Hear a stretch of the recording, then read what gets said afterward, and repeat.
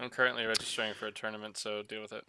Okay, so we're live. We'll let people join as Eric Oakley registers for which tournament is it? Can you say? Would you rather not? Champions Cup. Champions Cup. All right, we'll let you concentrate and do that. Champions. In the meantime, This is champions. so I still haven't played any pickleball, just for people to know. You fool. I know. I don't know what's going on, Clement. Hopefully, when I if I finally find a place, it'll be closer to some pickleball stuff. I will tell you that I went to church with my girlfriend, and I did it. And I'm signed up. Nice. She has a 9-year-old daughter, and we went out to lunch afterwards, and we were talking, and she said that she liked to play. I asked her, what sports do you like to play? And she goes, I like to play tennis and this. And then she said pickleball. And I was like, you like to play pickleball? And she was like, yeah. Pardon? I was like, yes, we're going to go play pickleball. Dude, yeah, you are. And then she was like, yeah, my grandma and grandpa have a pickleball net at their house. Where do they live? So anyway, I thought that was pretty funny. I played in a mixer thing this weekend, and it was super fun. Like a 4-0 mixer. Oh, yeah? Yeah, it was super fun. I got the Spirit Award. Nice. For It's not screaming, really the Spirit Award. yelling and screaming? No, it was Crap! Crap! Teammates who were encouraging to their other teammates. That was me. Oh, nice. I could see that. Well, are you part of it? We have one viewer right now, and it's me. What's going on? Is something going on tonight? I'll view. I don't know. I haven't shared anything. Okay. So. Me neither. I was just getting the link to do that, but First, you're welcome. Thank you, Daniel. Daniel's in there. Appreciate that. All right, so I'm going to bring up some of the questions so we can get those ready. We have just a few questions on the Google Doc form, and then we have. I'm trying to keep tabs on this tournament. To see Champions Cup. See how fast it fills. Yeah. Where's the Champions Cup being played out? IDGC. Oh, is this the new thing? It's not gonna be new. Not the match play thing. Oh, okay. They decided against that because they realized how it wasn't gonna play out the way they wanted.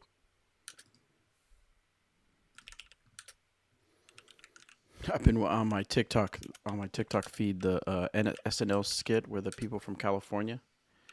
Have you seen that? What are you doing here? What are you doing here? It's gonna be jammed. It's gonna be down. You gotta take the 405 down to the 4. Yes, very good. That's so hilarious. I just roasted you in my post on Facebook. You Why? roasted me? Or Both Robert? of you guys. I just said you guys, Robert McCall and Bobby Brown are the okayest people I know. It's true. Wow. I have been called aggressively mediocre many times. Aggressively mediocre. David Lowe, the hair is gone. Because why not? Stuart. Stuart. What Let me jump. Yeah. All right, it's not filling as fast as I thought. It's in 4 minutes. In 4 minutes, there was like almost 30 spots, and there's 16 spots left. But it's 1,000 rated and above right now. So I'm 1,000. Look at me. Sign up, yeah. No, I'm not. Oh, you're not. I'm Oh, you're not 980 something 1,000 now. okay. I don't remember. Oh, Hold we on. already have a request for grab the DJ horn. Oh yeah.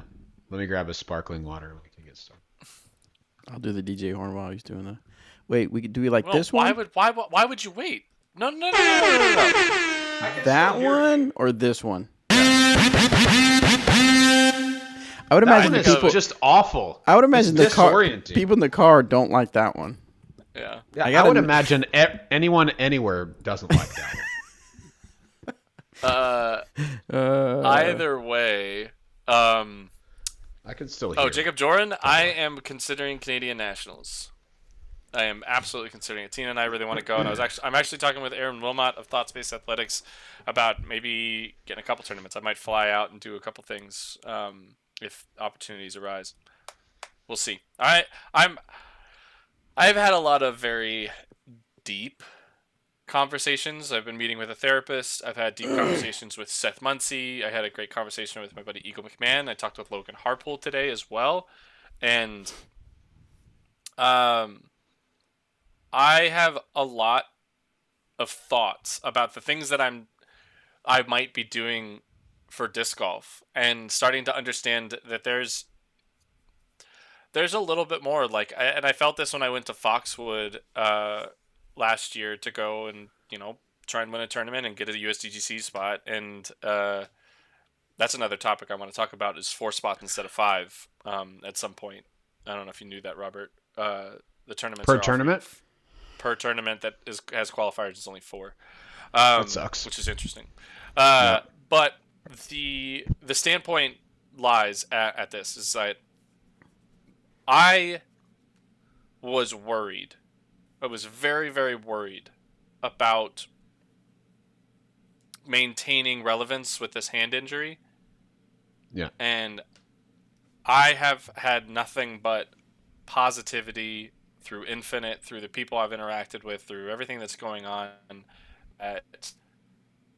Relevance is not really a thing that I need to be worrying about. I'm going to keep putting out content. I'm going to keep playing. I'm going to keep doing the things that I've been doing just by being me. And if that eventually becomes irrelevant, then so be it. But it's fine. Like, it doesn't matter. It doesn't really matter. Things are great. And I need to kind of remember those thoughts and those feelings. So I think there's going and playing tournaments that I want to play, and not playing tournaments I don't want to play, and maybe going out of my way to like potentially fly to Maine for a tournament, and then flying back and playing Worlds, and then driving out to the East Coast. That might be something I do this year, because why not? I think that's something that I need to remember. So I think that's I don't know. Let's let the positivity run, man. You got to do you. Yeah. You got to do you. Because who else you going to be? Me? Because I'm going to be me. Do Is you that a song? Don't worry about that. Okay. Because I'm going to do me. Look, a lot of people got do you, boo-boo. Do you. There's a lot of people talking about dynasties. I guess they sold out. They did. Oh, my goodness. So, wait, should we start the show before we talk about this? Oh, that's true. Sorry. All right. Thank you. Let me go ahead and start the recording. Over under on Bobby screwing up the line. I've done it how many times have I done it? At least. What's the over Where under? were we at? Like in 300? We were at 300 on the old show. Now we're like 20 on this one. So I've done it well over 300 times. And how many times have you messed it up? Probably 10%. Ooh. So 10% of the time. That's not bad. You think you've messed it up 10% of the time? Yeah. That would be around 30 times. You think I've messed it up more than that? You've messed it up 30 times since we've started this. Whatever. Okay, go ahead. Whatever. Super fast. Bobby, are we on a physical mixer still? Like, could you gain up treble and bass and all that if you wanted to? No. Okay, then never mind. Go ahead. Let's do it. It's a field recorder. Yeah, it's not a mixer. Well, it is a mixer in the sense because it's mixing sound, but it doesn't have the details of the highs and lows. And I can't change my voice. Oh, wait. Wow. I cannot wait till the day I get one of those and I can change my voice again. Wow. Yeah, that's what I'm looking forward to also. Yeah. I do remember the conversation we had where I asked you if you wanted to be on the show again. You're like, only if eventually we get the sound mixer for you to change your voice. So I remember that. I'll keep that in mind. Here we go. I do not remember that. Hey, everybody. Welcome to this episode of the Disc Golf Answer Man. I am Bobby Cool Daddy Slick Breeze. And I have with me the amazing Robert McCall and amazing Eric Oakley and the aggressively mediocre Robert what did I just say? Yeah, that's more accurate. Aggressively mediocre is accurate. Robert McCall. So before we started recording the show, Robert was telling us that his pickleball friends call him aggressively mediocre. So, but you did win. That's just how I've been described many times. Many times over. Okay, but you did win you told us you won the Spirit Award. At your... Yeah, we did. We did like a team mixer for 4-0 players at a Chicken and Pickle down here in San Antonio, and there's 24 players there split into 4 teams, and you just like partnered up with different people and played all the teams. So it was freaking awesome. And my team got second. We didn't win, but I got the encouraging teammate award, basically the Spirit Award. I was proud of it. Good job. Good job. I bring the positive vibes to the pickleball as long as you're my partner. In my brain, for me, like when I mess up, I'm like, what are you doing? But when my partner messes up, I'm like, hey, we're good. Hey, we're chilling. Hey, we're chill. Yeah. We're chill. It's all right. It's all good. It's all good. If I had a Loki, if I had Robert's Dang It and or Shay's Robert, every time I threw a bad shot, I don't think I could ever get mad at disc golf ever again. You'd have a good time. Dang it! I can't remember whose story I was watching. I think it was Madison Walker's, but Katrina Allen was playing some pickleball. Nice. Oh yeah, I thought that was pretty cool. I've never seen it's an epidemic. Okay? It is. It really is. It's flowing. Dude, hey, speaking of pickleball, I'm a sponsored pickleball player now. Say what? Whoa, what? I know. Selkirk. I was messaging them. That's the company that's given Bobby and I and Shay paddles a few times, and they've just been super gracious to us. We were just messaging about their marketing for their new paddle, and the guy messaged me back, and he was like, "Hey, I'll give you one of those if you want." I was like, "Okay, it's sick. That's not why I was messaging you, but I appreciate that." And then he was like, "Hey, if you want to be an official advocate of ours as well, we'd love to have you on the team."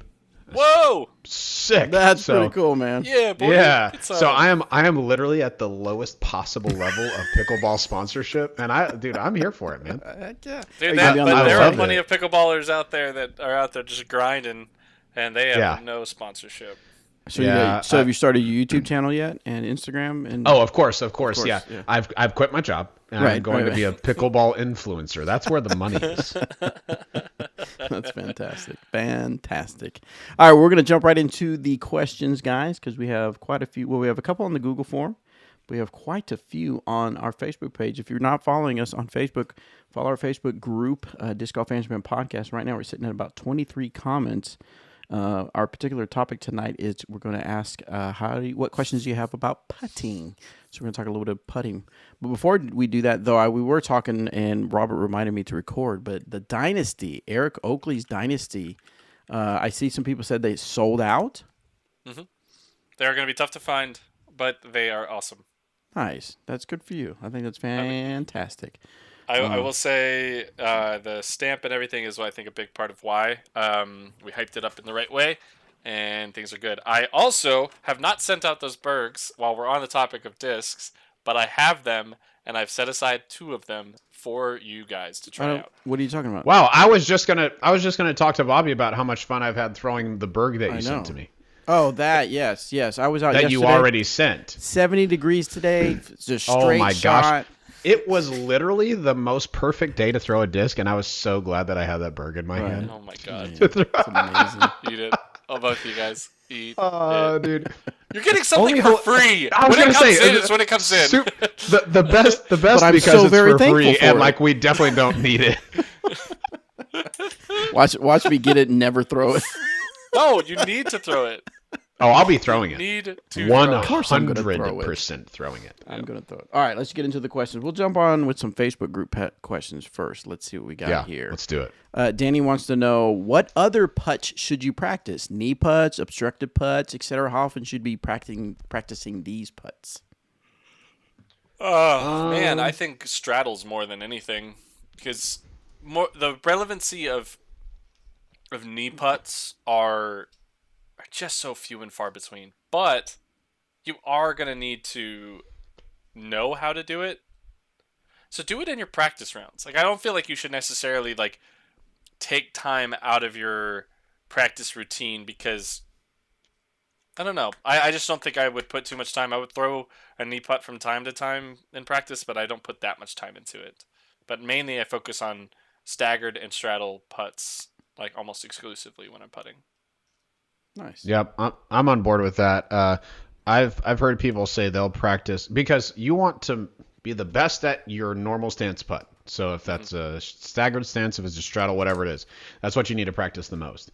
But you also need to have the other putting stance at your disposal when you need it. So like, Eric and I were both staggered stance putters, but we both need to be able to straddle. So I've heard of people when they practice putting, throw a staggered stance putt or their set of 5 or whatever they're doing, then any misses, if they're not right by the basket, go and straddle putt from those. Or if you're working on approaches in the field, whatever gets within putting range, throw straddle putts from those. I think that's really helpful. And then, just sprinkle in some knee putts. You're going to go, let's say you have a knee putt 1 in every 3 rounds. So it's good to know how, like Eric said, good to know how to do it, but spend the most time on your normal stance. Spend the second most on straddle, and then spend a little bit just in practice, just a little bit. Yeah, exactly. And it can be done 100%. in rounds. Like, you're going to have up putts. Go to a knee. Throw your putt. If you missed, go to a knee and try it and put yourself in those situations. I think one putt that I would suggest is learning to be able to kind of loft a putt up and over something. I think that's probably one of the more impressive things that you can learn and be good at. And I've made more putts like with that than I have from other options. One more from the Facebook group. This is from Justin. He wants to know, do you have a different putter mold for in the circle and outside of the circle?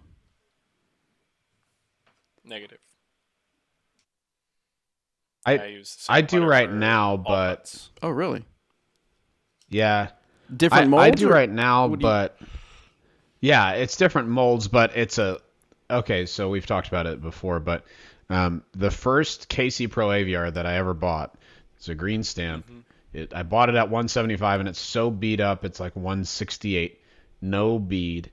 It's just super beat up. It's called the Lotion because it puts the lotion in the basket. And it's just a great it's a great jump putter. So I use that for outside the circle stuff, and then I'll put either usually Warden's inside the circle out to like 40 feet or something. Doesn't Ron Con, isn't he one that he changes his putters based on even the wind conditions and everything? Ron is yeah. Remember that? Am I remembering that right? Yeah. Yeah, you are. If it's really windy, I'll putt with a Cenis, like 20 mile an hour winds. Hey, you listen. Seen this? If it's a 20 mile an hour headwind, or even a crosswind, Cenuses don't lift like normal putters. In that wind, they just fly like a normal putter. So I don't feel like I have to change much up. It's a really interesting feel in your hand, but I mean, it saved me a bunch of strokes in the wind. Yeah. So I like it. All right, dude, hold on. Speaking of putters, though, because Jacob said this in the chat, if y'all haven't already, you need to go to Eric's story and look at the alpacas and the stamps that are on them. They are so sick. Like right now, even? Yeah, it's on my Instagram or Facebook story. Go check them out. There's that sampling. Those are the ones that I had Kessler Martin. I said, hey, go pick me out the ones that you think are dope, and I'm going to choose a handful of them to get pairs of so I can have for my collection. And yeah, blew me away. Oh, wow. Dude, they look unreal. Super worth checking out. Yeah, heck yeah. Those are, oh, wow. Those stamps are sick, too. Mm-hmm. Oh, look, those are bird. Those are bird. There's a bird in your, just like the ones we got. Oh, so sick, dude. Nice, dude. Thank you so much, man. Thank you. While we're on it, big thanks to Thought Space Athletics again for helping design that stamp. They designed the Dynasty and this alpaca stamp, and expect more stamps to be in this same scene or series and or theme, because I would love for the disc that I put out this year to kind of have, you'd want to be able to collect one of each, and when you put them together you can see why they're similar, and everything is kind of the goal for any stamp that Thought Space is involved with is going to have that kind of same, like it's art. Why aren't we using these discs, this canvas, as an art form more? It's pretty cool. And yeah, pretty cool. It's going to help disc sell. All right, Josh wants to know, when spin putting, is it better to use higher glide putters or more stable, slower putters? Depends, That's yeah. right? It depends on your style too. Yeah, yeah. If you're a spin putter who has trouble keeping the disc in the air, like if you miss low a lot, absolutely use a glidey putter. No doubt about it. But if you are super committed to spin putting and like you unleash at the basket, I'm not going to say that that's Good or it's bad. not a good idea to do that. Yeah. But if that's what you're going to do, I would use a lower glide putter for sure, because you can be a little bit more aggressive with your line and not go so far past the basket or risk rising over the basket. So that's why I use the Cetus in the Wind, because it's a low glide disc. But that's not like I don't super spin putt with it. I just putt with it like I would normally. So it totally depends on your style. Yeah. Is that like dust in the wind? Seen us in the wind? Mm-hmm. Yeah, all we are is dust in the wind. Seen us in the wind. All right. Did you have something to say on that, Eric Oakley? I feel the same. Generally, it's just about feel. Like, I think, don't think as much about the numbers or what a putter necessarily does. If it feels good in your hand and you can start to understand it, you start making putts, then stick with that putter. That's pretty much, I think, the best thing you can do. All right, we're going to head over to the Google form. Remember, guys, go to discgolfanswerman.com and submit your disc golf questions. I don't know why I did that inflection, but I did. Chris wants to know, Oakley says, Oakley, you are a genius. Ah! Let's use that term loosely. I haven't heard that often. FFF has worked phenomenally.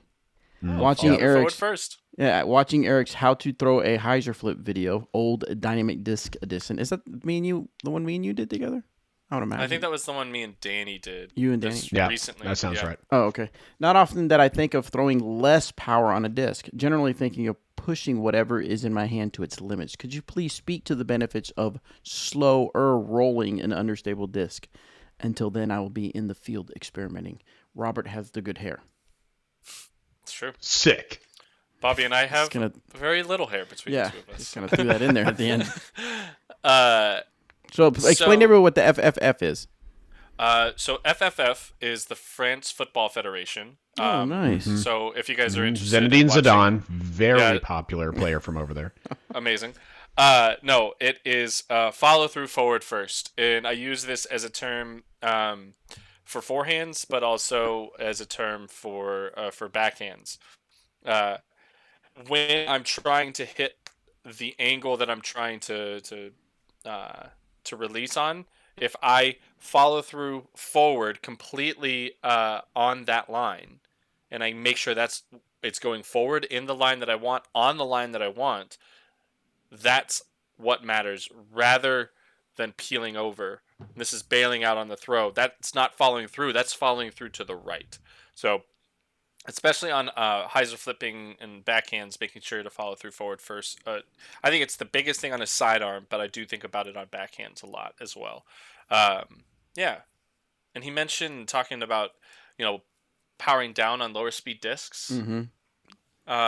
Will you repeat that question?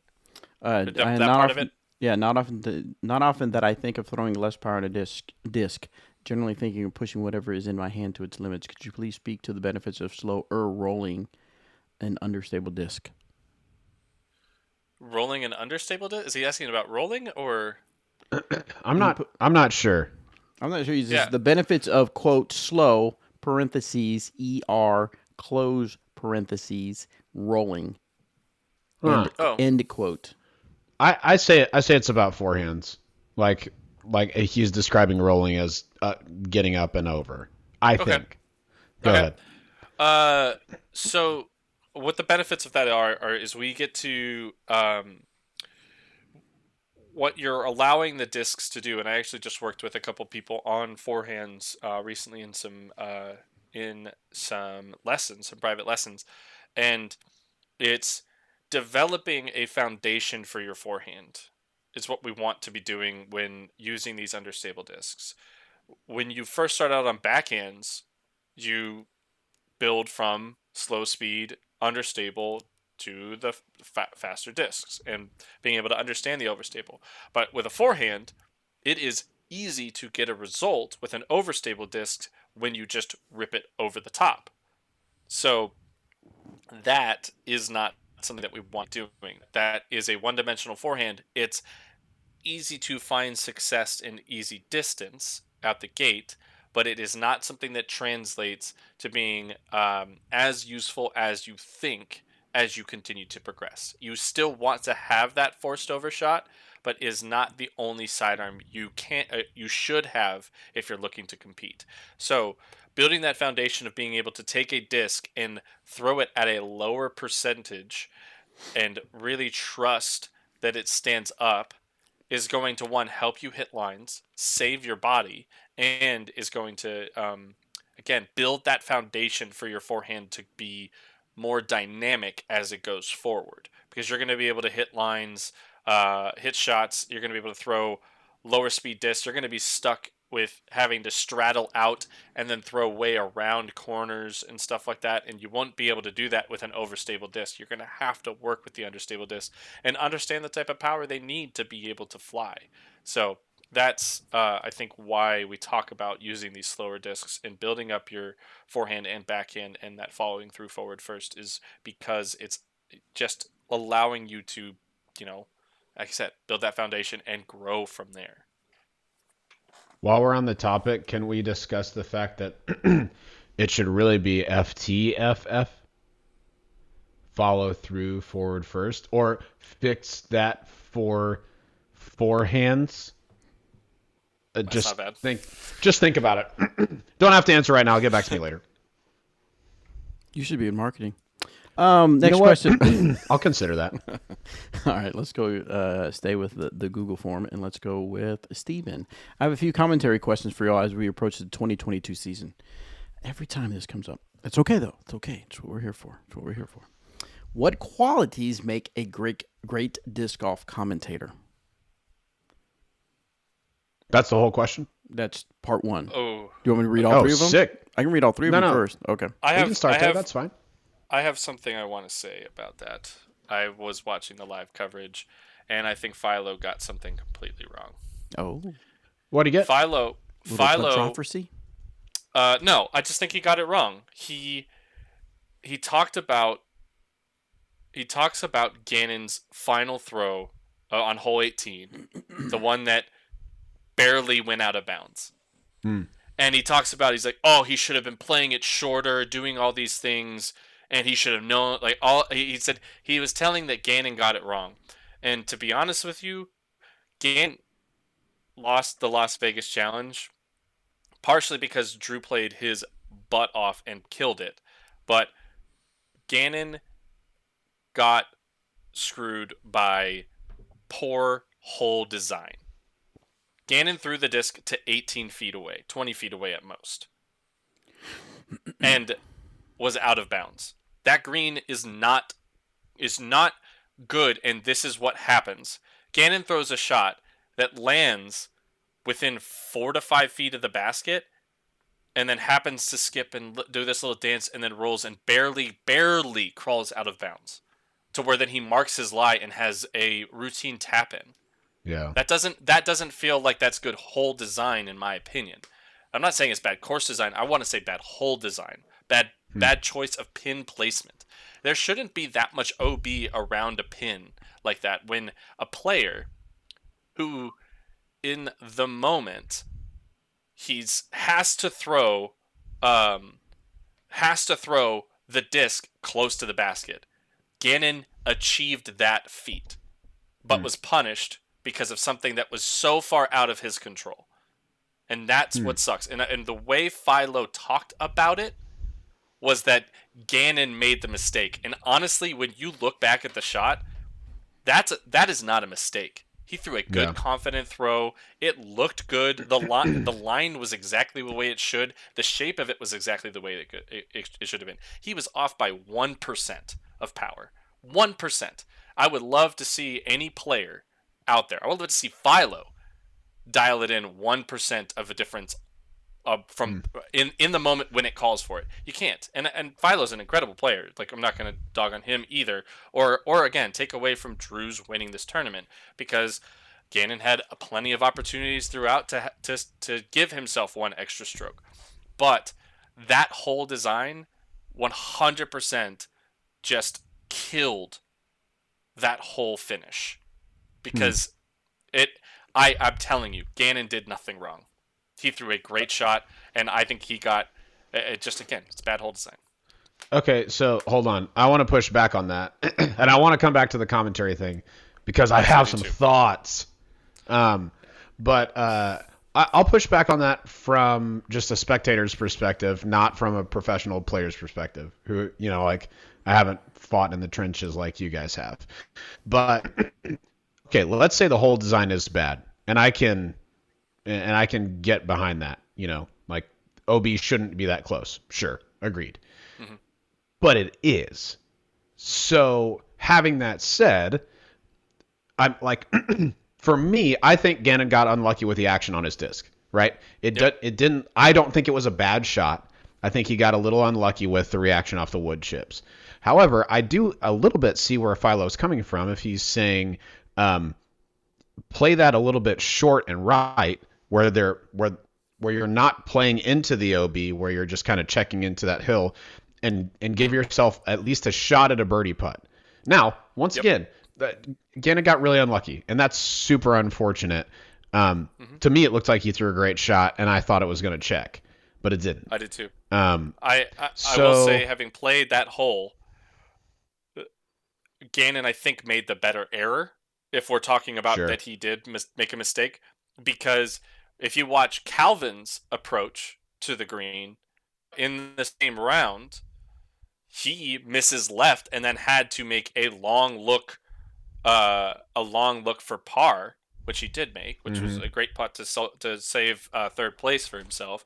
But that's the issue with that hole, is that there's OB inside of the circle in almost in probably something of, I don't know, 200 degrees, if not more, of the hole, of the 360 degree circle. Okay, I'm with you. So it is encompassing so much of the hole of the circle is out of bounds.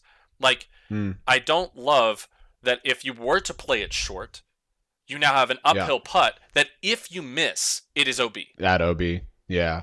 I'm with you. It's a little too close. If you say, if it was, say, 25 feet, and that's when the OB starts to come into play, I can get behind that a little bit more. Maybe even 22 to 23 feet. Like, I know we're talking about really small margins, but if that's more what the circle looks like and the OB looks like, it feels like as pros, from different distances like that, if we miss and we're like, oh, I landed that at 27 feet, probably wasn't that good of a throw at that point. Okay. I'm with you. It needs to be a little bit more, especially when we're coming down to stretches like that, because that hole has yet to show that, because usually when we come down the stretch, Eagle McMahon was able to throw a tilt upside down, or Calvin was playing well and it was in a different position. So we haven't had it bring this to light just yet. It maybe happened on lower cards that weren't being covered, but we finally got to see it punish somebody for not really doing anything bad. And that's where I have issues with it, because those wood chips could have had a different reaction to a disc that came in similarly. And it feels I feel like Gannon was slighted because it's whole design. They're just trying to make it hard to be hard, but it's taking away a little bit of a player's ability to control more. Yes, you could have played it shorter, but again, if you miss short, it is really easy to leak left and go OB when you're playing it short. So that's another reason why. I don't know. It's all. That was my one issue with the commentary, is that I felt like Philo was very hard on Gannon. If you go back and watch the shot, I would love to see it from the Jomez perspective as well, because as you mentioned, and as what I saw was, it looked like he's done it. He's winning this tournament. After he let it go, I was like, yeah, that's it. He's in, and that's awesome. And then just to see it trickle out is a bummer. But man, the other part that I actually, to just to touch on it real quick, when we'll go back to commentary, that I really loved was the alternating tee shots for the playoffs. I thought that was same. fantastic. 100%. It did not. Nobody felt like they had an advantage, and Drew used it fantastic in a fantastic fashion. He put the pressure on Gannon because he knew that if he laid up and laid up again on the hole that he eventually won on, that would be enough. But he was ready to go to another hole because Gannon could have made that putt. He knew it, and he was ready for it, because the last thing Drew wanted to do, and I understand this, if Drew would have gone out the back, if they played it like they did last year, if Drew goes out the back OB, if he goes OB outside of not going in the hazard, you go to a drop zone, and then it's par at best. So Drew, if he hits it a little too hard, he goes to the drop zone. He's in danger, so he puts it in play, saying, "All right, birdie or par, I can do this." So, I love the alternating. I love the alternating tee shots, and that play was. I thought that was very genius, smart. And I think to do that with any player is smart, but especially somebody like Gannon, who is literally on fire. Like, hasn't made a mistake hardly all day. To just say, hey, you've got to step up and make this. I'm going to make my 3, guaranteed. I'm making my 3. I'm not risking going out back. So I thought that was wise from Drew. And that hole's a bummer to kind of champion. Sorry. But so anyway, But yes, commentators. Let's get back to this. Tournament talk section's over. Now let's get to the questions. Let's get back to this. We have a question from. Teasing. So So what qualities do I like in a commentator? I am a big fan of commentators who talk about what you can't see on the course. So there's something to be said for play-by-play commentators in a lot of sports, for people who just describe what's happening. And I think we have some really good play-by-play commentators in disc golf, a few. I think that a lot of times we tend, as commentators, too much to the play-by-play side when fans can see what's happening. You can describe it a little bit, but we tend to be super play-by-play heavy. Then on the complete other side, there are a lot of commentators who are very, very color heavy and just talk about every situation and break down every little thing. There's a balance to providing insight that's concise, that brings value to the broadcast without over speaking. And there are not a lot of commentators that I think do that very well right now. So when I'm listening to commentary, I'm pretty forgiving of most commentary because I've done it and I know that it's hard and not everyone's going to like you. There is, for every great commentator in disc golf, there's somebody that doesn't like them. And for every bad one, there's somebody that doesn't like them. It's just, there's different strokes for different folks. Right. But there are a few who are really good at letting the coverage breathe and bringing insight that you couldn't feel or know unless you had, 1, been a pro player, or 2, were on the course. Those are my favorite commentators. I also like that as well, describing, but I like the ones that break down the possibilities of the shots, just because as a very amateur player, it opens my eyes to things that I never would have thought of, those particular trees or those particular fairways or something like that. Kind of reminds me, and again, like you said, people either, for every one person that likes a certain person, there's 1 or 2 that don't like it. But I always liked Tony Romo's style of commentary when it comes to football, because it would be like he's in the player's head, explaining what's going to happen, what's the possibilities, and why that's possibly going to happen. And I like when commentaries do stuff like that. Right. Now to that question, who would your dream commentary duo be? That's his second question. His second question is, who is your dream commentary duo? Sure.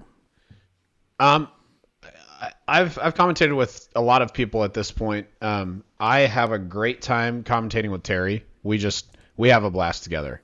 I think Terry does a really good job of play-by-play, of knowing the attitude of the cards and kind of the vibe of what's going on. I think he does a really good job. So when we work together, usually I tend toward the color side, toward the analysis side. If I was going to say a dream commentary pair that I haven't worked with before, then I would say Nate Sexton. I would love to be the play-by-play sitting next to Nate's color commentary, to just set him up to do great things and be the straight man who sets it up. You know what I mean? So yeah, I think that would be it for me. For my money, I think Nate is the best commentator that we have in the sport right now. That's good. I'll agree with that. One thing that I think is a pretty harsh critique, especially on the not live part of it, is the post commentary. Is that Yuli and Germ will sometimes run into the issue, which is very easy to do in being players, is to talk about their own rounds and stuff like that.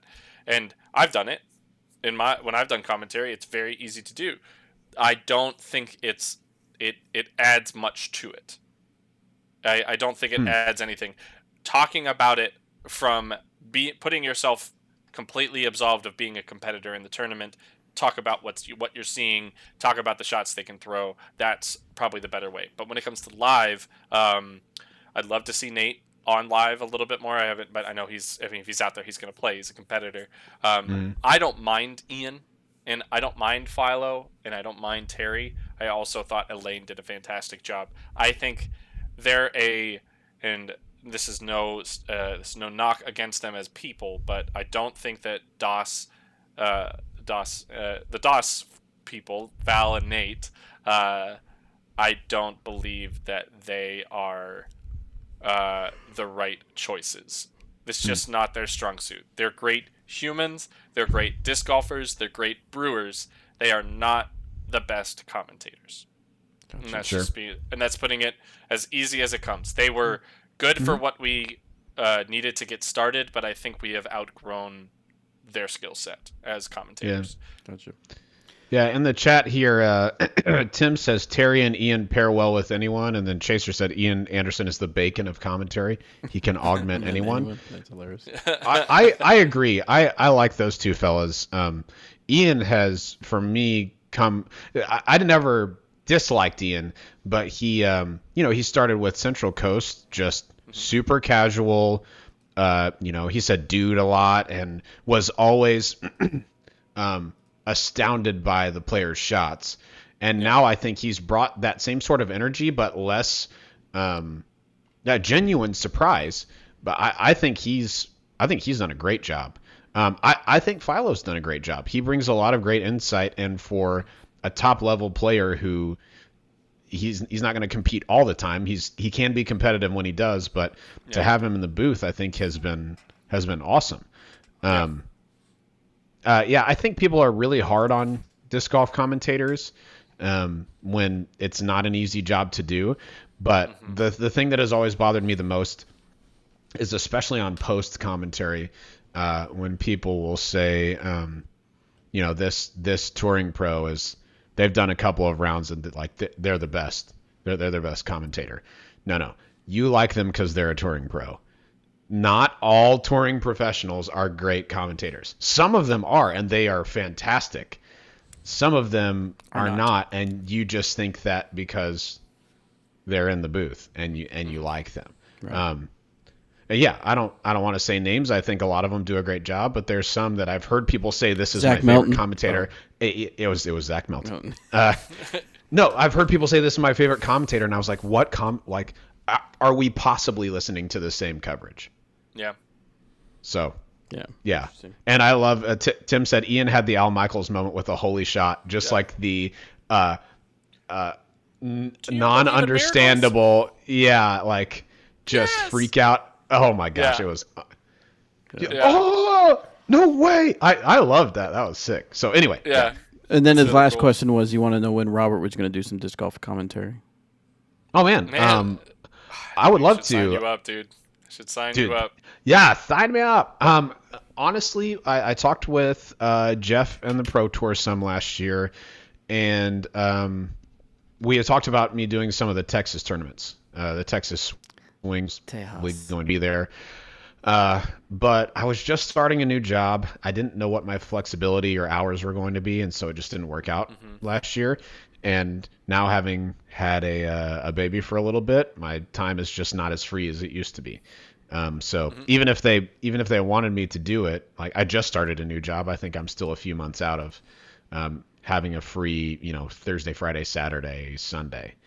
But I love doing it. It's one of my favorite things to do for sure, 100%. But yeah, just haven't had a lot of time for it right now. Yeah. All right, we're going to jump back over to the Facebook group. Let's see. Ryan wants to know best tips to try about forgetting. Wait. Best tips to forget about the 3-putt you had on the last hole. You made the last putt. So you're going in on a streak of you're one for one. Right. Basically just short memory. Just move on. Mm-hmm. Always. Yeah. I was watching something and it's something that I brought up before. Is like if you succeed, fantastic. Mm-hmm. What next? If you fail, learn. What next? And then even I was watching something on just a TikTok video, but it was of another show where Tom Hanks used the quote, "This too shall pass." And so he says, when things are going great, when things are going fantastic, this too shall pass. When things are going really bad, things aren't going your way, this too shall pass. And so basically time is on your side. So time, just move on. Just move on to the next. All right, let's go to Frank. How can you make putting practice not soul-crushingly boring? I tried beer and it didn't help. I always like to play putting games and challenge myself to beat my score at a certain station. So do, like 10 footers, 15 footers, 20, 25, 30, 35, and putt 3 from each. And say like my 10 footers were worth 1, 15 footers worth 2, and go on and so far back up to that 35-foot range. And yeah, keep track of what scores I had and try to beat those. I like to do that.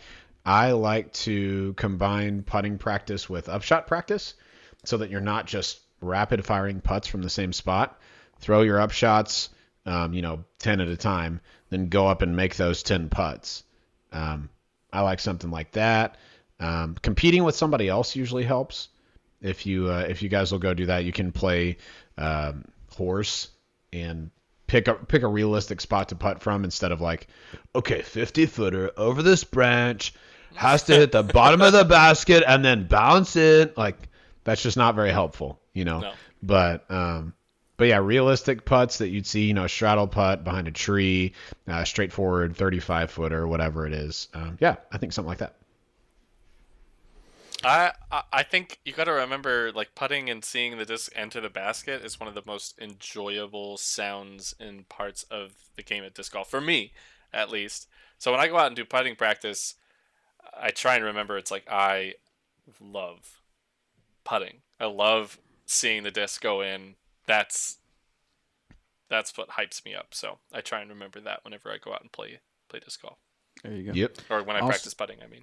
Also, one thing that I thought of, now this is just me going to that next level that I like to go to, is that I know you want to find ways to make it fun, of course, because it can get boring just putting out one right after the other. But if that's something you're wanting to achieve, then you have to you have to put in the work. So it's like you have to just do it, right? At some point, you just have to do it if that's what you want. If you want to be better at putting so that you can go on tour, so you can win at tournaments, you just got to look at it as I got to put my time in. And this is a necessary step to climb that hill. Correct. So, yeah. All right, let's go back. So just super fast. So if you're a salesperson or you've considered anything in sales, putting practice and practice in general is like cold calling. Okay. Nobody really likes to do it. Right. But you're not going to sell stuff if you don't do it. Okay. So if you haven't put in the work, to create your pipeline, say you've got 1,000 made putts in the last week and you go to a tournament with that, man, you're a whole lot more likely to close a lot of those putts than you are if you only putted 100 times before, or if you played 2 casual rounds before. It really is the larger your body of work, the larger amount of time that you've grinded, that pays off in situations like that. Yeah. So take that for what it's worth. All right, let's see. Michael wants to know, what are things to consider when determining where your index finger should rest? If you're throwing a fan grip or a power grip, I think it's a big part of it. I don't think it should ever be on the outside edge of the disc. Like I think that's a comfortable frisbee feel, but that's not necessarily where it should go. You want to get that under to help provide that extra snap. On putting, oh man, it's kind of personal preference on putting.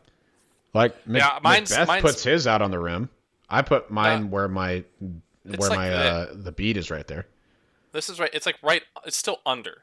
So this is still having as a pivot point. When it's out here, this is not. This is not a pivot point as much anymore. Right. I don't think any of those are necessarily wrong. I wouldn't put too much thought into it. Grip is one of those weird things that I will see people do. I would imagine there are probably 1,000 different grips. If you were to go through all the players who play on tour, from MPO to FPO, you could reach close to that 1,000 margin of different grips that they use. Because I use 3 different grips. If we're talking about it, I have a fan grip, I have my power grip, I have my putting grip is basically my fan grip. My sidearm grip is different. I have kind of a different sidearm, one extra sidearm grip for some touch shots. So I have 4 alone, and I don't think that there's any, and I would imagine a lot of people do the same. Mm-hmm. So I wouldn't put too much thought into grips. Yeah, what's comfortable as long as it's not completely wrong. Yeah. Glenn, like how you put that. Glenn wants to know how far you should be able to putt without jumping. Any tips for increasing power outside circle one without the jumping or stepping? That one's definitely different for every person. Look at somebody like Chris Dickerson, who steps anything just outside of the circle to 80 footers. And his wrist is good enough to get him to make putts from wherever, but that's just what he chooses to do. Compare that with somebody like Adam Hammes, who just stands still and bombs putters. Yep. So that one really is personal preference. If you find that you can get the disc to the basket more consistently stepping through, then do that. Don't be afraid of doing that. However, if you're having trouble, if you are committed to standing still and you're having trouble getting the putter to the basket, you need to look at your legs first. It's less about your wrist and your arm, and it's more about making sure that you explode off your legs. That your weight transfer is even more than you planned on it being. That's the big key. Yep, I could not agree more. And part of what happens in putting when people go to these longer putts is there becomes a disconnect in the throwing motion, in the putting motion. Is legs fire, and then the arm goes, and then that's what you see, this like jerky like flop, because there's a strong disconnect from the legs to the arm. Should be fluid, and that's what helps generate extra power when it comes to putting. So exactly that. And that's the same from 10 feet as it is from 50. That rhythm, that connection should be the same, no matter what distance you're putting. Yep. All right, one last question. Did you have? I can't remember if you had discs that you'd been throwing. Any discs that no testing out. Not really. Not throwing. Not even touching or anything. Okay. I have glow. I have some glow. Well, hold on. Just get him ready while we ask this question. Matthew wants to know: are you thinking palm up when you're putting? Also, what part of your finger is making contact with the disc? Wish you could fingerprint your disc with grip. Just an idea in the future for teaching kids. You see similar stuff in kids' baseball hats for grip. I got you. I personally do not think about palm up when putting unless I'm putting into a right to left wind. So putting is really just like Eric was talking about earlier, it's really a follow through forward first thing for me. If I'm not following through on a putt, it's just not going to get there. Or sometimes I'll miss right when I don't follow through because I just kind of pop it out there, just open my hand and instead of following through all the way to the basket. So I think following through forward is a lot more important than following through with your palm up. Literally the only time I'll do that is if there's a right to left crosswind, so I don't show the bottom of the flight plate to the wind because I put on hyzer. And if I do that, then she gone. Later. So, yeah. So I try and pop my fingers up at the end of that, but otherwise everything is forward. I'm going to finish with my hand looking as if the pole of the basket has a hand that I want to shake. And that's how I finish to the basket. Yeah. I think for me, it's the extension forward. It's like your Robert's talking about. I'm not thinking palm up because I think you've seen some people who have that like kind of action where that arm comes up. I want the same as that extension, that reach. I think Eagle McMahon's like hand is really open to that. I end up a lot of times where my hand kind of like does this like weird like down thing, like it goes like this, and I really don't like this motion because I feel like I'm not. That's like I did 90% of the putt. Yeah, and then you got 100%. scared. Yeah, this is 100. This is 90%, and I'm like, and I've made the 90 percenters, but I would rather have those 100 percenters are the ones that it's like I feel really good about it. Yep. To the disc, this is the Glow P-Blend Alpaca. This is not the Ninja Stamp or Shinobi. You can see it's got that kind of off color, off white. A little bit they're on that slicker side, but again, that's what you get from the stiff plastic that comes from the Innova factory, and it's really good. So if you were a fan of the Imperial Eagle run of P2s, look no further. The Glow P-Blend Alpacas are exactly what you're going to be looking for and what I'm looking for, and I'm really excited to get out and compare these to just the golf ball white P-Blends I had before and I was using. So I think these will be the ones that I'll end up using for the rest of the year, and I just think that they're dope. They're so good. Yeah. The foot stamp. Yeah, they do look like the Foot Clan from Teenage Mutant Ninja Turtles. I was actually, before they got stamped, if we do another run of them, I might see if Kessler will stamp them with, do like maybe the all black, but then with one with purple, one with red, one with green, or one with blue and red. Did I say all three? Yeah. Blue, Orange. Sorry. Get the Ninja Turtle colors so I can have. I'm putting my Leos today, or I'm putting my Rafts. Sick. It'd be sweet. Sick. I'm on board with that. Nice. Yeah. So. All right, guys. Well, thank you so much for tuning in. We appreciate it. That's all we got for this evening.